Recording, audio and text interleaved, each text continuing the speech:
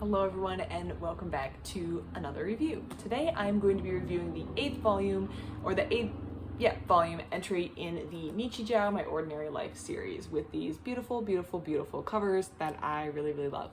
So I've read up to volume 8 in this series and I'm still loving it. I feel like the author or artist, Keiichi Arawi, has a real talent for striking that absurd humor that makes you laugh out loud instead of just being confused, which I feel like can be a really fine balance to get, because you don't want to be so absurd that your audience doesn't understand the joke or doesn't understand what's funny, but you also, it's absurd, so you kind of have to have that element, and I think that the author does a really good job of it. And considering that we're already on volume 8 and I feel like each volume was really fresh and really funny and I'm still laughing out loud and I'm still feeling like involved in the story and the plots and the characters, makes me think that the author does a very good job of striking that balance and keeping the audience interested and hooked and laughing, which is really the whole point of this series. So this was another enjoyable read. Again, plot minimal. Things are happening.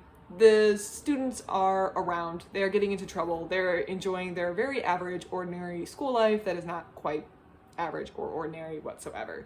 So this book I feel like does a really good job of the longer bits and the shorter bits, and by the shorter bits I just mean like these 4-panel things are pretty funny, as well as the longer bits are really funny, and that's something, oops, wrong side of the book, that I noticed throughout the series is sometimes the shorter 4-panel strips will be funny.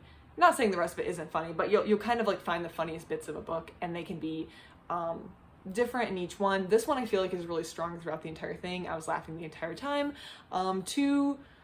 There's like a running bit in this one about hypnosis that I was laughing about super hard. I thought it was really funny, really well done. Again, if I have to put the book down because I'm laughing so hard, you know that it's a good time. Additionally, we have been introduced to another little cast of characters. They may have come in volume 7. I don't really remember. I read these really close together, so they kind of like blend together because the whole world is just one chaotic, interesting place to be and experience and enjoy. And that is the freaky newspaper subscription people, now up to 6 subscribers. I forget which volume that was in. Now up to 6 subscribers. I think it might be volume 7. They're trying to get people to subscribe to their newspaper. What for? Who knows? They're getting people to subscribe to their newspaper.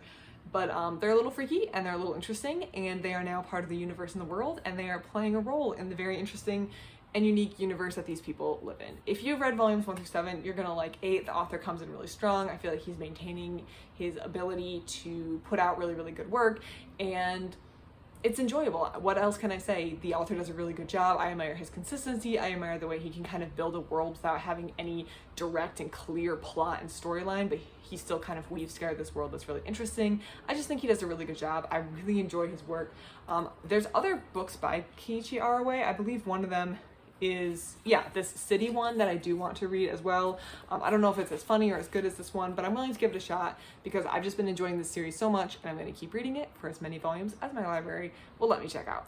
So if any of this sounds interesting, I would go back and start with volume 1. Obviously don't start with volume 8, but this is a really interesting series. It's super funny. If you're looking for an absurd slice of life manga comedic read, this is definitely the book for you. Go check it out. Go see what your library has. Go grab a copy from your local bookstore because the covers are so cute and they'll look really good on your shelf. And let me know what you think. If you've read this far, let me know what you think. Let me know what your favorite part from volume 8 was. It's a super funny entry. I was laughing out loud the entire time, so I'm sure you were as well. Other than that, everyone, I hope you have a great rest of your day. Thank you for watching.